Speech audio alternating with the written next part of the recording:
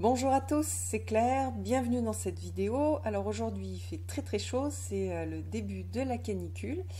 Donc je me suis mise à l'intérieur, j'ai fermé les volets et je me suis dit bon bah tiens je vais faire un petit vlog.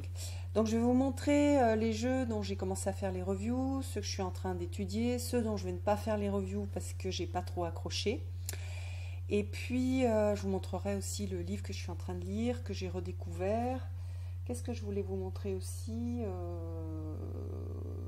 Oui, voilà, puis des livres et puis, voilà, parler aussi peut-être des jeux que je vais, j'espère, un jour recevoir, que j'ai kickstarté, ainsi que des livres. Voilà. Parmi les vidéos que j'ai réalisées, qui vont bientôt sortir, c'est celle sur l'oracle des animaux chamaniques, qui est un oracle que j'ai depuis un petit moment. Enfin, c'est tous des jeux en fait que j'ai depuis un petit moment, qu'on m'a offert.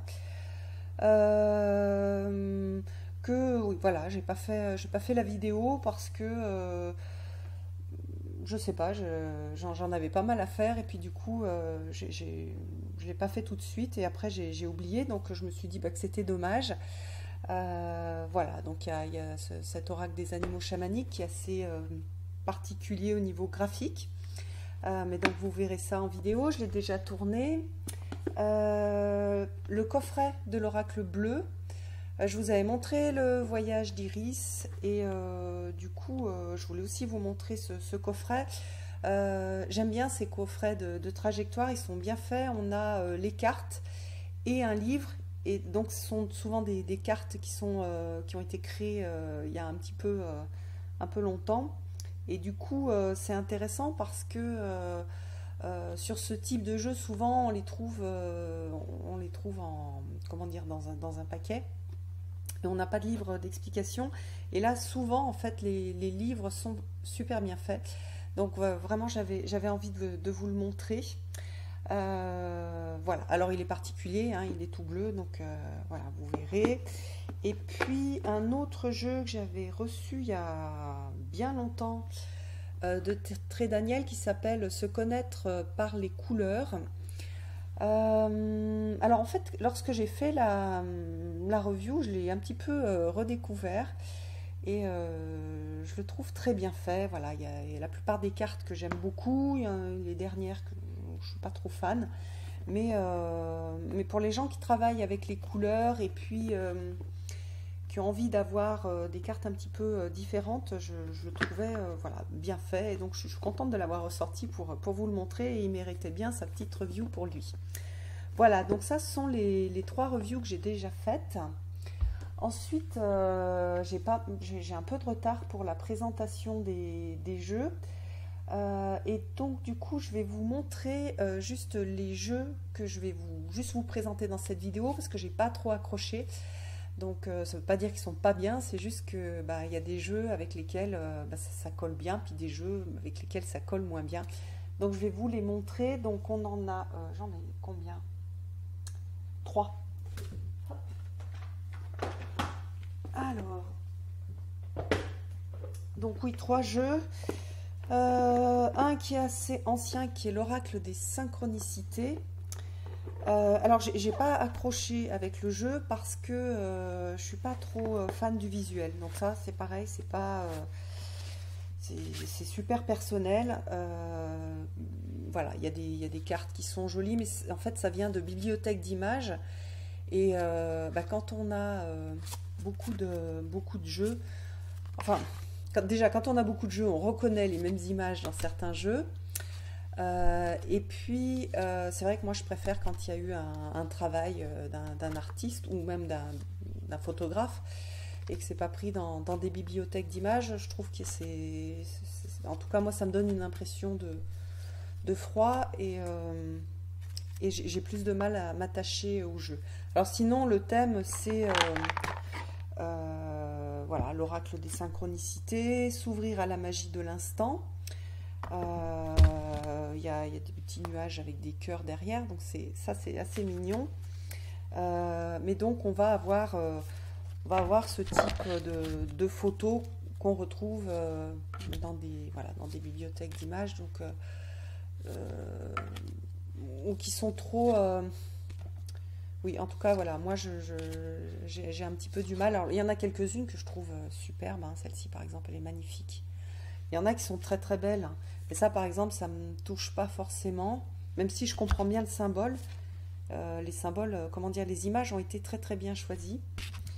Voilà, le souhait magique, c'est pareil, hein. Il y a des belles cartes. Je suis sûre que c'est un jeu qui plaira beaucoup à certaines personnes. Et puis, en fait, aussi, ce qu'il y a, c'est que euh, j'ai d'autres jeux, donc celui-là, voilà, j'ai du mal à me connecter avec. Euh, hop, voilà les dernières. Mais toutes les photos sont jolies, c'est des jolies photos, c'est pas... voilà.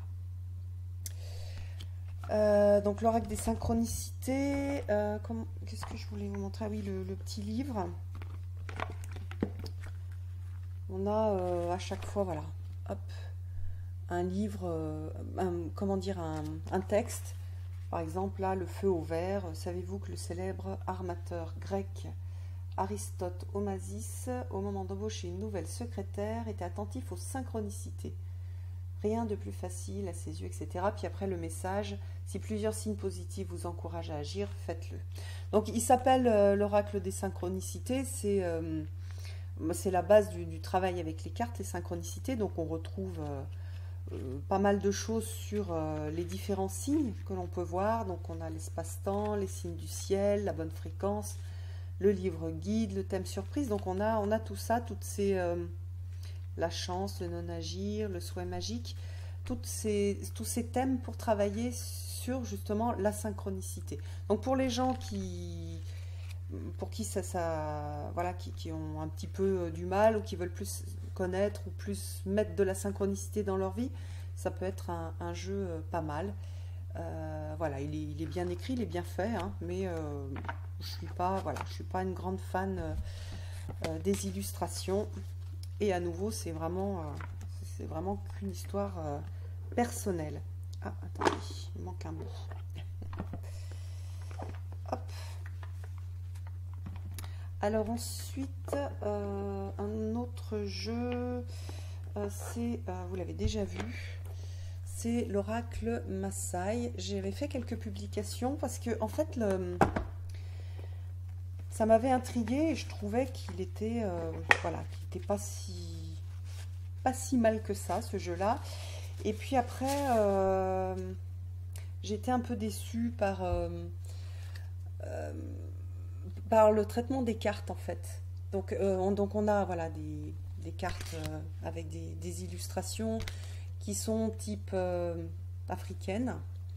Donc moi j'ai un peu vécu avec ce type d'illustration, même si c'était pas les Maasai, parce que mes parents ont vécu plusieurs années au Tchad, et c'est là où ils se sont rencontrés. En fait, j'ai été déçue parce que les illustrations, elles reflétaient pas forcément le message. Qu'on avait un message de sagesse africain, qui est super intéressant, mais qui n'est pas très bien expliqué dans le livre. En fait, je trouve il lui manque quelque chose. Euh, la personne qui a écrit Xavier Perron, c'est vraiment un spécialiste des Maasai, et je trouve qu'il aurait pu faire passer beaucoup plus de choses dans ce qu'il connaît à travers ses cartes, et on aurait pu se retrouver vraiment avec la sagesse des Maasai adaptée, adaptée à aujourd'hui et à notre façon de vivre, parce qu'il y a pas mal de choses à en retirer. Donc sur certaines cartes, on le voit en fait, comment dire, sur certaines leçons de sagesse, on comprend à quoi ça peut correspondre dans notre vie à nous, qui ne sommes pas des Maasai. Mais il y en a d'autres, je trouve que c'est plus compliqué et il n'y a pas une explication suffisamment claire. Et puis, je trouve dommage que ces tableaux-là aient été pris en photo avec une sorte de reflet sur le côté. Voilà. Donc, je vous montre le jeu. Ah, c'est dommage parce qu'il y a vraiment des cartes qui sont que je trouve magnifiques. Et puis voilà, après, euh, par exemple, on va avoir ces deux cartes. Et moi, je vois pas la différence entre ces deux cartes. J'ai l'impression que ils ont repris des œuvres existantes, mais sans forcément chercher à faire coller en fait le texte avec l'illustration. Sachant que peut-être que c'est difficile, mais du coup, voilà, les tableaux sont très très jolis. Et ah, c'est dommage, c'est comme si voilà, il manquait un petit truc. De même, mais ça c'est pareil, c'est personnel. Je suis pas grande fan des tours. Dommage, je trouve que ça écrase le tableau. Regardez ça comme c'est magnifique. Il y a vraiment des cartes qui sont de toute beauté, hein. C'est très très beau. Mais donc par exemple pour reconnaître les cartes, on aurait pu avoir juste un point de la couleur plutôt que de laisser un tour. Mais à nouveau, on va avoir voilà, des cartes qui se ressemblent énormément. Bon, alors sachant que là, il y a une idée d'aimer avec un cœur. Donc par exemple, celle-ci, elle est super. La leçon, elle est intéressante et on a les cœurs. Donc là, on peut relier. Mais j'aurais aimé que toutes les cartes soient comme ça.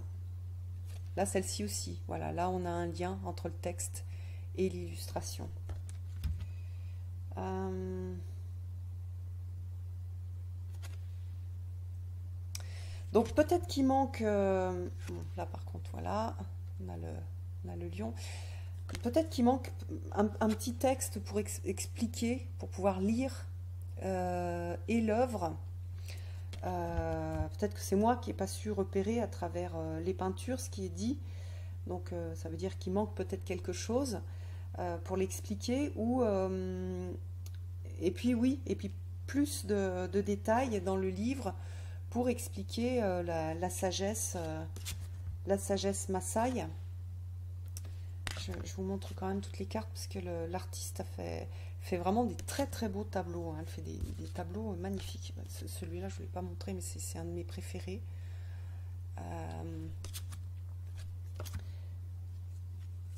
voilà, là c'est sympa parce qu'on a des choses différentes. Tu ne peux passer au-dessus de ce qui t'est destiné.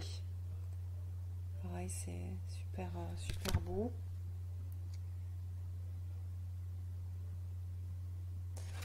Voilà, là, le message, ce n'est pas le faire vite qui compte, c'est le faire bien.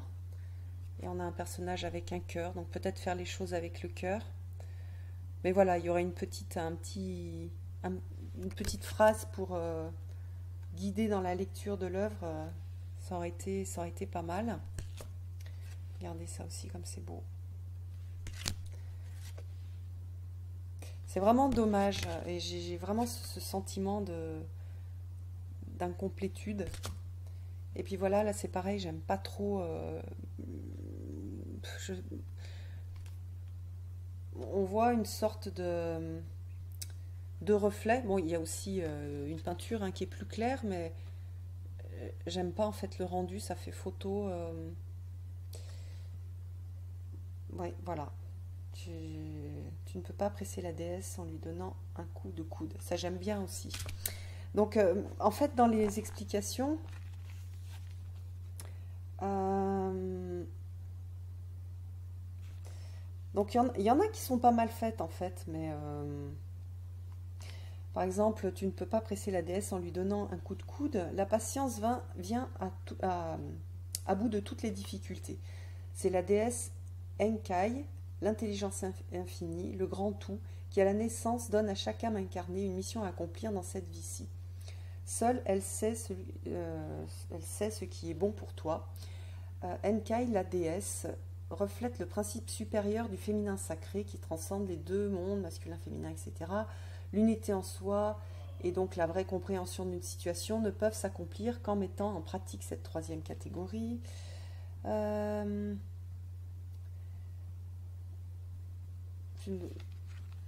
accepte que les choses passent, que la situation évolue. Donc on n'a pas... par exemple, activer la sagesse Maasai, on apprend et laisse, attends, reste patient, laisse tomber, détache-toi, accepte la non-permanence des choses, pratique la méditation, recherche le silence, nourris-toi de l'esprit des arbres, respire par le ventre.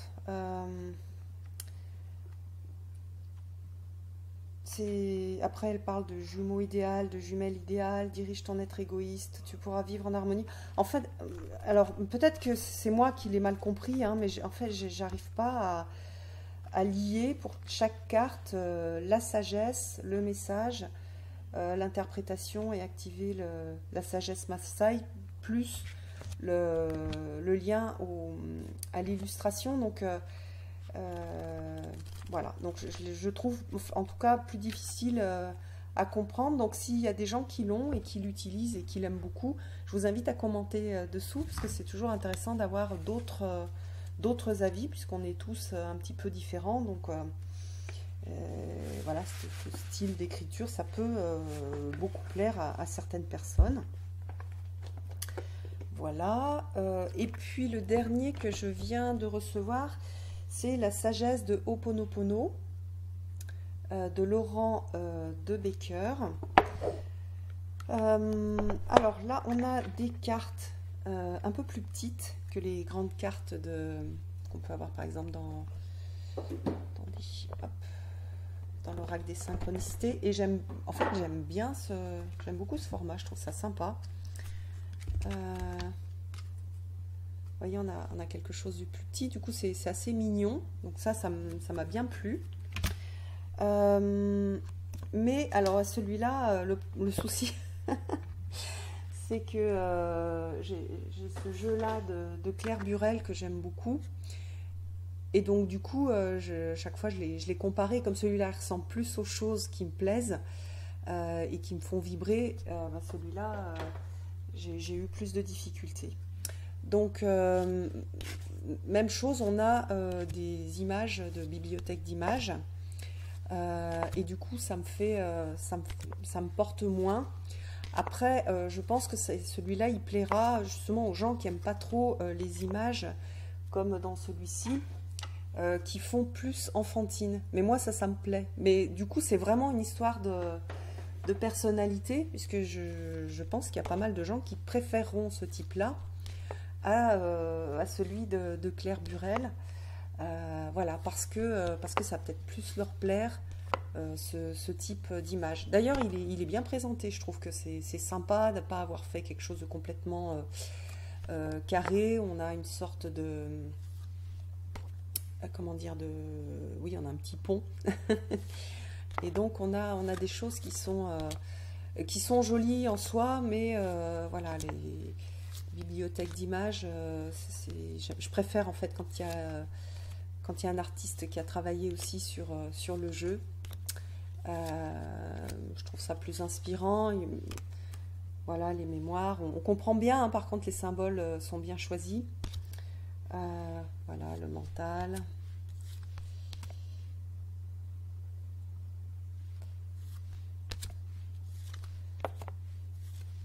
Hop. Alors celui-là, comment dire, il suit moins l'Ho'oponopono de façon très stricte que l'autre jeu de Claire Burel. Voilà, attendez, je vais vous montrer toutes les cartes. Je ne vous ai pas montré le dos. Hop. Voilà. Donc on a 44 cartes. Voilà, il y a une petite introduction à l'Ho'oponopono, il y a la pratique, et puis voilà l'oracle, interprétation spirituelle, et puis une interprétation ésotérique, avec il a fait pas mal de propositions de tirages. Voilà, la roue astrologique, les maisons solaires. Donc voilà, là, hop, petite présentation. Et puis ensuite, voilà, on va avoir ce type de message. Alors attendez, en fait je devrais, ce serait mieux si je mettais mes lunettes, ce sera plus facile pour lire. Hop. Donc par exemple là, l'abondance financière, est-ce que je peux la trouver? Je crois que je les ai laissées dans l'ordre. Voilà, l'abondance financière. Hop. Je laisse toutes mes pensées de pénurie derrière moi. L'argent est un magnifique outil. Je suis maintenant programmée pour l'abondance. En plus, c'est vraiment des phrases d'affirmation positive. Et j'en suis un petit peu revenue de ces phrases de reprogrammation. C'est pas si facile que ça. Hein, quand, en plus, celle-là fait partie d'une de mes névroses de manque. Donc voilà, c'est pas parce que j'ai tiré cette carte-là que je vais programmer tout de suite pour l'abondance. Donc à chaque fois, en fait, ça me parle pas trop. Par contre, le thème est intéressant. Hein. Après, on a l'explication. Donc bien souvent, de notre plus jeune âge, il nous a enseigné que les personnes financièrement aisées n'ont pas de cœur, qu'elles exploitent les autres pour faire leur fortune. Donc il y a un, comment dire, un petit travail psychologique de compréhension qui est proposé, et avec une idée de nettoyage. Et puis au niveau ésotérique, voilà, on a donc on dit ésotérique, mais c'est plutôt divinatoire. Son apparition est souvent signe de rentrée financière. Par exemple, à côté de la carte 5, amour romantique, elle peut signifier une rencontre sentimentale. Donc on a en fait la partie Ho'oponopono, c'est une partie plus psychologique, et puis la partie ésotérique, hop, ici c'est plutôt une partie divinatoire. Donc pour les gens qui ont envie de faire avec ce principe d'Ho'oponopono des tirages divinatoires, ça peut, voilà, c'est original et ça peut vous intéresser. Sachant que voilà, c'est des bibliothèques d'images, mais il y a vraiment voilà, il y a des images qui sont très sympas. Hein. Elles ont été choisies avec soin et bon, bof, pas celle-là, mais voilà, l'imagination, c'est super joli. Et puis à nouveau, j'aime bien ce format de carte. Je sais pas, en ce moment, j'aime bien ces petites cartes. Donc voilà, donc celui-là, je vous le montre là, mais je ne ferai pas une vidéo spécifique pour lui, ni pour l'oracle des synchronicités. Ensuite, j'ai pas mal de jeux à vous montrer. Donc oui, comme je suis un peu en retard, donc géométrie sacrée, carte d'activation, ça je le ferai plus tard. C'est un jeu, en fait, je pensais que ce serait un jeu qui donnerait plus d'explications sur la géométrie sacrée, donc je trouvais ça intéressant. Et en fait, c'est plus un jeu qui fait travailler avec des fractales et des... Oups. Ce type d'illustration, en fait, on travaille pas mal avec l'illustration. Donc c'est différent de ce que je pensais. Bon, moi, c'est comment dire, des illustrations que j'aime beaucoup, qui me touchent. Voilà, même chose. Hein. Toujours, il y a plein de gens qui vont dire, ah bon, c'est bizarre. Non, j'aime bien. Donc on a un mot-clé, un petit texte. Il y a des chakras aussi dessus. Il ne correspond pas à ce que j'attendais, mais je le trouve quand même, sympa, donc je vous ferai une vidéo pour ce jeu-là. Hop, voilà, puis moi j'aime beaucoup les fractales. J'en ai plusieurs autres. Donc il y a un jeu pour les petits qui s'appelle le Petit Grimoire au Grand Pouvoir. Et ses cartes magiques. Donc ça, je vous ferai une review sur ce jeu-là. C'est un jeu, au départ, je m'étais dit que je pourrais peut-être l'utiliser pour moi. Néanmoins, même si c'est noté que c'est pour les enfants de 3 à 177 ans, je suis pas sûre en fait que ça va marcher pour les adultes. Donc il faut que je passe un petit peu plus de temps avec. Alors, l'oracle cosmique. Donc ça, je vous montrerai. C'est une traduction d'un oracle en anglais. Voilà. Qu'est-ce que j'ai d'autre? Ah oui. J'ai reçu les 2 coffrets d'Isabelle Serre. le chakra du cœur et mission de vie. Donc ce sont des jeux, et ça va me demander un petit peu plus de travail parce que c'est des jeux divinatoires voilà, qui sont vraiment divinatoires. Donc ça me prend toujours plus de temps en fait pour les intégrer, pour voir comment je pourrais les utiliser. Ils sont super jolis. Je crois que il y a déjà des reviews qui sont sorties. J'adore les illustrations. Je les trouve hyper belles. C'est vraiment il y a un super beau boulot au niveau des illustrations. J'adore comment dire, le bord, les bords, enfin les tranches qui sont d'une couleur différente, la verte. J'aime beaucoup la police d'écriture. En fait, j'ai vraiment la présentation. Je suis conquise. Après, dans le texte, faut que je prenne le temps de l'étudier puis que je puisse le présenter, pas en disant bah, j'aime pas le divinatoire et puis point barre. J'ai envie, enfin voilà, j'ai envie de mieux le présenter que ça. Donc voilà. Puis celui sur le cœur, c'est des oracles qui sont hyper spécifiques. Pareil, c'est divinatoire et spécifique, c'est-à-dire c'est pas pour un travail général. Celui sur le cœur, il travaille sur le cœur et la relation. Donc voilà, là, je vous montre, c'est vraiment trop joli. Bravo à l'illustratrice si elle voit cette vidéo, elle fait vraiment un très très joli travail. Voilà, puis le bord. Et puis voilà, c'est sympa aussi que les éditions Exergue fassent des choses un petit peu différentes. Je trouve ça bien. Ensuite, je vous montrerai le tarot de l'animal totem et je vous ferai une comparaison avec celui que j'ai qui est en anglais, puisque j'avais celui en anglais et il a été traduit. Donc voilà, il me faut le temps de regarder, de me remettre dedans, parce que je ne l'ai pas énormément utilisé, celui en anglais. Donc il faut que je vois si c'est plus facile en fait en français. Parce que même si je parle bien anglais, c'est vrai que ça me demande un peu plus d'effort quand il y a surtout pour un tarot comme ça où on a un animal, donc c'est intéressant d'aller lire pour voir le lien à l'animal et pas juste faire comme si c'était juste un tarot. Et du coup, c'est vrai que ce type de tarot, je les utilise avec des animaux de pouvoir, je les utilise, d'animal totem, je les utilise plutôt un peu plus comme des oracles. Je trouve que ça s'y prête mieux, même si ils font coller en fait la signification de la carte avec le tarot. Mais c'est toujours intéressant de voir quel animal a été choisi par l'auteur pour incarner l'énergie d'une carte, et ça apporte toujours des choses supplémentaires. D'ailleurs, il y a quelques cartes dont je suis vraiment amoureuse. Je trouve que les choix ont été très très bien faits.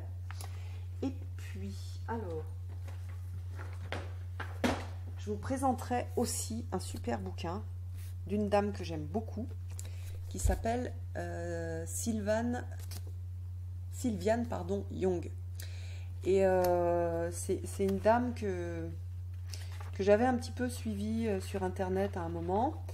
Et je trouve que ce qu'elle fait, c'est vachement chouette. Et je ne m'attendais pas du tout à ce qu'elle sorte un livre. Et du coup, je suis très contente de vous présenter son travail. Donc je vais quand même prendre le temps de bien lire le livre, sachant qu'en ce moment, je suis en train de lire d'autres choses. Donc voilà, j'ai pas pris le temps, mais je le prendrai pour présenter ce livre, parce que pour moi, c'est super pragmatique, c'est vraiment chouette. Elle a fait un super bon boulot. J'ai déjà commencé à regarder, bien sûr. Voilà, et puis sinon, donc, dans ce que je suis en train de faire, quand j'ai trié mes livres, j'ai mis des livres de côté que j'ai mis soit donné à Emmaüs, soit mis dans les petites cabanes. On a des petites cabanes pour mettre des livres pour que les gens se servent. Et il y avait ce livre-là qui est un vieux livre, et je me suis dit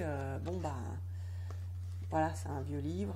Je ne l'ai pas ouvert depuis 15 ans, 20 ans. Je l'ai lu il y a très longtemps. Donc je vais le donner. Et puis en fait, je me suis remise dedans et c'est un vrai plaisir de le lire, et c'est un vrai. Il m'apporte pas mal de sérénité. Bon, j'aime beaucoup, beaucoup Deepak Chopra. J'aime sa façon d'écrire. J'aime son... C'est pas quelqu'un qui est intégriste dans ce qu'il va présenter. Il est toujours hyper ouvert, toujours dans cet esprit de curiosité, dans cette recherche. Pour moi, c'est un vrai chercheur hein, de la lumière. J'aime beaucoup, beaucoup ses écrits. Et donc, du coup, celui-là, bah, je suis en train de le relire. Il parle plus de notre lien. C'est pas comment connaître Dieu, je trouve le titre est pas forcément. Enfin, il correspond en fait, c'est-à-dire que, oui, oups, je crache tout, je trie, je vais vous expliquer. On a tous une façon, enfin, on a une façon d'appréhender le mystérieux qui est différente en fonction de notre évolution et on le voit à travers notre vision de Dieu. Voilà, donc, et on va regarder en fonction de notre évolution toutes ces visions de Dieu et on va voir aussi où on en est soi-même, sachant qu'on n'est jamais bon, une seule partie, donc il y a des endroits où on a pas mal évolué, d'autres endroits où on est encore en phase 1. Et il y a une ouverture sur quelque chose que moi je ressens, sur la trame en fait derrière le visible. Et, euh, et en fait, ça parle beaucoup aussi de l'illusion que l'on peut avoir de ce qui est vrai et de la vérité, puisque tout ce que l'on capte, enfin tout ce qu'on conçoit comme vérité est, comment dire, est perçu à travers nos cinq sens. Or, nos cinq sens ne sont pas capables de tout voir. Donc on a cette idée aussi et ce lien à la physique quantique qui est vraiment mystérieuse, qui est incompréhensible pour nos cinq sens justement. Et donc une invitation à aller chercher au-delà. Et moi je trouve que c'est vraiment que c'est ressourçant en fait et que ça donne plein d'espoir dans ce monde où on est très attaché à la matière et où on a peur. Et donc du coup ça apporte une sorte de pas en arrière pour avoir une perspective intéressante là-dessus et donc j'aime beaucoup. Donc je mets du fluo un peu partout parce que c'est vraiment un livre de travail et je le lis pas forcément très vite alors que je suis quelqu'un qui lit très très très vite. C'est un de mes super pouvoirs. Je peux lire les choses très très vite. Mais là, je prends vraiment mon temps pour intégrer ce qui est dans le, comment dire, l'essence du livre et bien le comprendre et pas juste le survoler. Donc voilà, donc ça c'est un des gros boulots que je fais en ce moment. Et c'est une surprise, c'est vraiment... il était sur mon tas dans mon sac de... J'ai mis dans des gros sacs de courses tous les livres. Et j'attendais d'aller les emmener à Emmaüs parce que je procrastine un peu. Et je l'ai vu sur le dessus, je me suis dit, ah oui, c'est vrai, hop, et là, clac, je me suis remise dedans et c'est juste passionnant. J'en ai plusieurs de livres qu'il a publiés et que j'aime beaucoup. Il y en a un beaucoup plus simple, mais je trouve moins intéressant. Il a fait pas mal de choses avec, comment dire, en intégrant la spiritualité, enfin en joignant la spiritualité avec la physique quantique. Et puis c'est un monsieur qui est un médecin, donc en fait il a une façon d'écrire que moi je comprends bien. Voilà, donc j'aime beaucoup. Et puis je retravaille avec un livre, n'importe quoi, un tarot que je vous avais déjà montré, qui est le She-Wolf Tarot, qui est un tarot autopublié. Et j'aime beaucoup ce que fait l'auteur, hein, qui Devani Amber Wolf. Et comment dire, il y a peu de choses pour chaque carte, comme vous voyez. Attendez, je vais vous montrer une. Enfin, il y a peu de choses, si, quand même. Elle a écrit pas mal de choses. Il y a un lien avec les planètes sur les cartes. Donc, par exemple, là,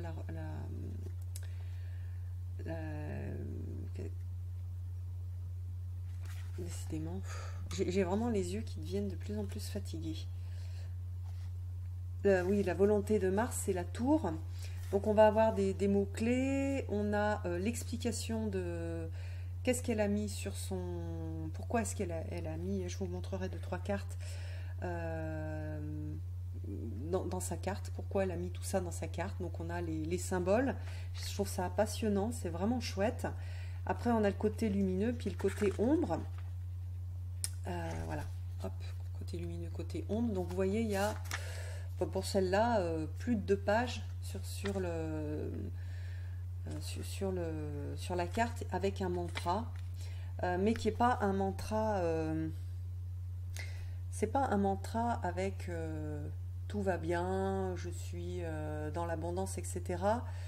Je le trouve mieux formulé que, que tout ce qu'on peut avoir en affirmation positive. C'est plus un... On n'est pas sur je suis déjà ça, on est sur je suis sur ce chemin-là. Voilà, c'est ça la différence. Et ça fait une différence de taille, puisque quand on a des affirmations positives, on peut développer une grande culpabilité. Par exemple, on peut dire, bah voilà, si tu étais mieux dans ta tête avec une pensée positive, bah, tu pourrais guérir de un peu n'importe quoi, ou tu pourrais réussir. Si tu es dans la pauvreté, finalement c'est de ta faute. C'est parce que tu peux pas, parce que tu n'as pas travaillé suffisamment les affirmations positives. Et je trouve que c'est un petit peu facile, surtout quand on voit les dernières études qui sont sorties sur... enfin, c'est pas les dernières études, je crois que c'est assez ancien d'ailleurs, où on voit qu'à 90 ou 95% des décisions que nous prenons qui sont en fait prises à partir de notre inconscient. Alors on croit qu'on a du libre arbitre, qu'on a pris à partir du conscient, mais non, c'est à partir de l'inconscient. Donc c'est pas si facile que ça, c'est pas en répétant tous les jours la même phrase qu'on va changer, c'est en allant guérir l'inconscient. C'est une personne qui est intéressante parce qu'elle a des... c'est quelqu'un qui a des angoisses, qui a des, comment dire, qui travaille beaucoup au niveau psychologique. Donc on a de la spiritualité, mais avec un travail dans l'ombre et dans la difficulté et dans aussi cette idée d'inconscient. Alors, je vais vous montrer les cartes. C'est pas forcément le jeu que je préfère au niveau esthétique. Mais bah, plus je l'utilise, plus je me lie au livre et plus je l'aime. Mais je préfère par exemple le Serpent de Fire qu'elle a réalisé aussi. J'aime bien le livre aussi, mais c'est pas, ça fait pas partie des jeux au niveau esthétique que je préfère. Mais néanmoins, il a vraiment quelque chose ce jeu-là et je suis super contente de pouvoir travailler avec. Plus ça, il est rose. Et on voit l'auteur là. Donc voilà, au niveau esthétique, il y a plein de choses que j'aime pas trop. Les écritures sont pas toujours de la même taille. Les fonds, je trouve pas ça forcément super beau, mais en fait, j'arrive bien à travailler avec. Donc voilà, ça fait partie des jeux surprises. Parfois, il y a un jeu qu'on aime moyen, et puis au premier abord, puis finalement, on s'attache beaucoup à lui, et puis on a quelque chose qui se passe, et il y a des belles, voilà, ce sont des belles rencontres. Qu'est-ce que je voulais dire d'autre? Ah oui, je vais recevoir, je suis hyper contente. Il y a Julie Conton qui m'a contactée pour savoir si j'étais intéressée pour recevoir ces 2 livres sur l'Ogham et sur les runes. Et moi je pensais que c'était des livres qui étaient épuisés et voilà, je les avais vus, mais bon, je ne sais pas pourquoi je ne me suis pas plus intéressée que ça sur ces livres, mais en fait elle a fait un super boulot et je suis vraiment contente de pouvoir prendre les livres, de pouvoir les étudier et pouvoir vous les montrer parce que il y a peu de gens qui ont fait autant de travail tout en... enfin, elle a fait quelque chose où elle a mélangé un petit peu, elle a fait des liens avec d'autres traditions et je suis vraiment curieuse de voir ces livres et en plus au niveau des runes, je sais que... Ah, zut, j'ai plus de cerveau. Comment est-ce qu'elle s'appelle qui a écrit l'oracle des runes. Ah, où est-ce que je l'ai mis? Ah oui, parce que je m'en souviens pas parce que son nom est difficile à prononcer. Lyra Keoltoir. Non, ça c'est sûrement mal dit. Mais je sais qu'elle, elle a beaucoup travaillé avec son livre, le livre de Julie Conton. Et du coup, pour moi, c'est vraiment une référence parce que j'aime beaucoup le travail de Lyra. J'aime beaucoup la façon dont elle a transcrit dans son oracle. Et donc, ça m'intéresse vraiment d'aller voir ce qu'a écrit Julie Conton. Et puis, en fait, il y a déjà plein de gens qui m'avaient demandé, tiens, est-ce que tu as ce livre-là? Est-ce que tu pourrais nous en parler? Et bah, je ne l'avais pas, donc là, cette fois-ci, je vais pouvoir vous en parler. Alors, ça ne va pas être tout de suite, hein, parce qu'il faut le temps que je reçoive les deux bouquins, il faut le temps que je les étudie, c'est des gros bouquins. Je n'ai pas envie de bâcler le truc, et puis j'ai envie de prendre du plaisir, en fait, à regarder le livre, donc voilà. Et puis, je vais recevoir aussi des livres d'Alliance Magique. Alors, je voulais pas recevoir trop de choses parce que ça me fait... ça me fait trop de... ça me fait trop de choses à... Alors, attendez, je vais regarder. Trop de choses à regarder, mais quand même, ça m'a vraiment... comment dire? Ça m'a donné envie de regarder. Alors, attendez, zut, qu'est-ce que c'est qu'elle m'a proposé? Néo-chamanisme, repenser les animaux totems. J'ai vu deux, trois extraits et je trouve vraiment, vraiment très, très chouette. Et du coup, je suis contente de pouvoir vous le présenter. Et puis, ben, bien sûr, j'ai hâte aussi de recevoir l'oracle des astres et puis l'oracle de Mercure, qui sont deux créations complètement différentes, mais dont j'aime beaucoup les auteurs. Donc voilà, ça sera vraiment pour moi un grand plaisir de vous le présenter, de vous présenter ces jeux-là.